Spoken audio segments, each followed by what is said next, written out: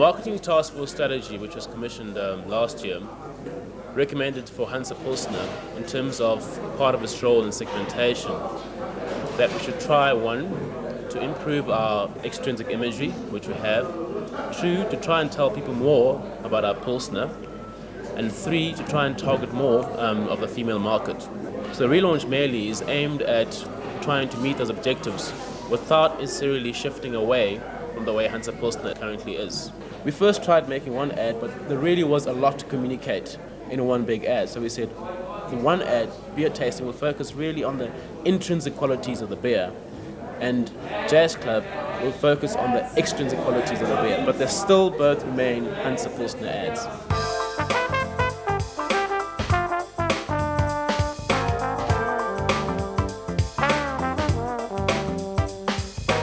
The first ad, which is beer tasting, really focuses on trying to communicate people what is a Pilsner. We needed to communicate Hansa as a crisp, clear Pilsner that's smooth, more drinkable, and brewed with the unmistakable kiss of the Saaz hop. We have two guys who are blindfolded and tasting basically a beer, trying to find out whether they know their beer. And obviously these guys, being Hansa drinkers, are people in the know. And they talk about the qualities of a beer. That's smooth, crisper, clearer. And that's done in a manner which still upholds the Hansa Pilsner typical advertising. There's humour, there's ladies, there's men, there's couples, decent couples in black tie, keeping up that image of communication.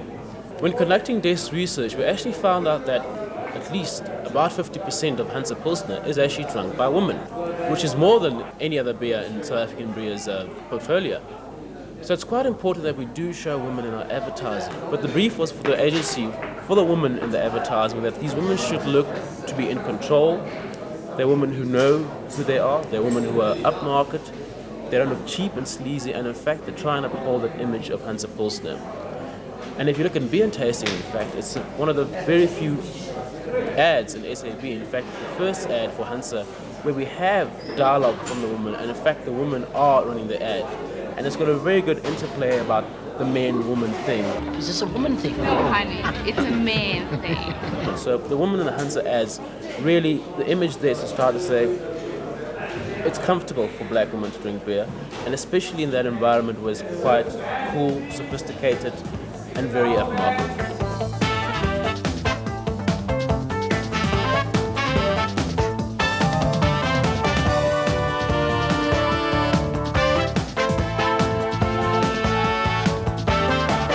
In the case of the Jazz Club commercial, which is obviously the extrinsically focused ad, the brief was to continue the black tie tradition, dramatize the concept of refreshment, and emphasize the role of women in the commercial.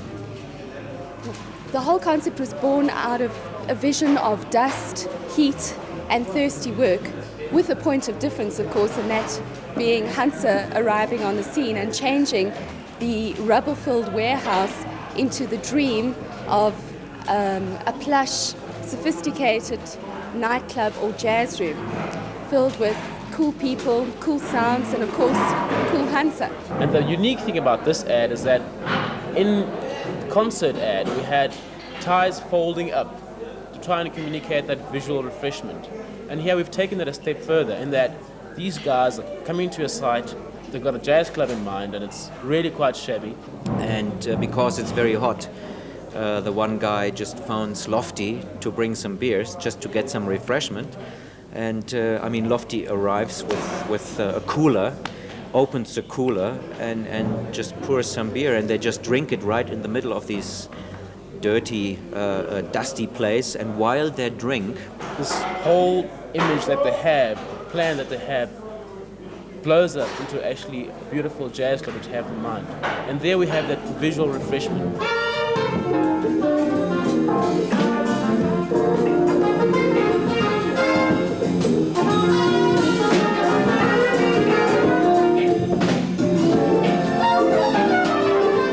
I feel a little bit like David Copperfield because I'm the one who brings the beer to the bar, so I'm a little bit responsible what's happening. Lofty has been in Hansa advertising. In fact, I think for the past 6 to 7 ads we've used Lofty. Now the reason for keeping Lofty, in fact, I'll cite a few examples. Castle Lager has Charles, And in fact, what we're trying to here is build an icon or an imagery or something which is quietly closely associated with Hansa. In fact, some of the concepts we tested did not have lofty, and consumers came out and said, where is lofty? So lofty is actually quite part and parcel of the brand. Well, I assume that he's just a nice, easygoing barkeeper. I have no clue. I mean, I just do my thing and I enjoy it. And strangely enough, always when I come to the set, I just know what to do. When we now look at our positioning in terms of the whole total mix, i.e. the packaging, the price, the product and our promotions, the packaging was the first thing we looked at. And in terms of our way our packs are looking, if you look at the pint, we use quite a lot of the metallic paper to get a very gold shine, clean gold finish, and in fact it is a very premium looking pack. On the other hand, if you compare the can to the pint, it actually does not look as shiny as a premium pack should look.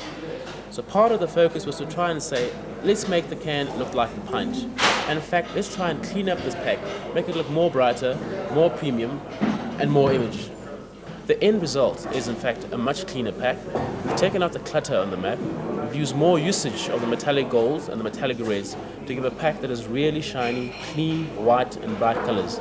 And hopefully this will really communicate Hansa's extrinsic imagery of sophistication, upper class, and people in the know. Basically, a pack you'd like to drink out of. It's nice as the head comes up and you get the bubble sort of coming up into the head, you know, there's a nice little area just under the head as you finish pouring a beer, you know, as it kind of, you tilt it up and you get that little rush of bubbles, you know, from the pouring, yeah. In a beer commercial in particular, the product is of crucial importance and excruciating detail is paid to it.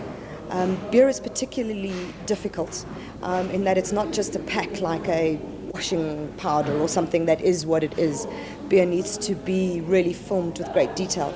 There's various methods of getting the beer to look as good as it possibly can, as appetizing as it possibly can, from using egg whites to glycerine to spritzes and sprays and egg whisking.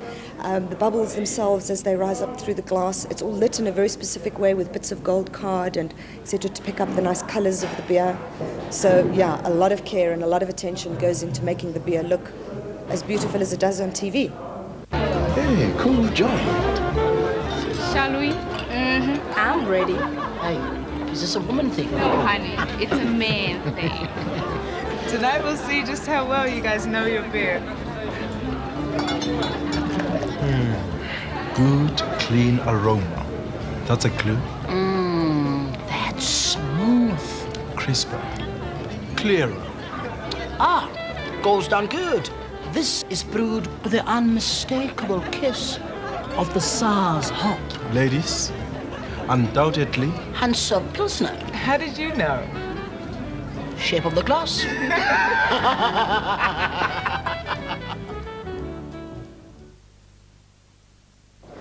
Now here's the story. Take an old factory. Make a call to Lofty. And before you know it, Hansa Pilsner will refresh and revitalize. From one refreshing sip to the next. Welcome to the Jazz Room.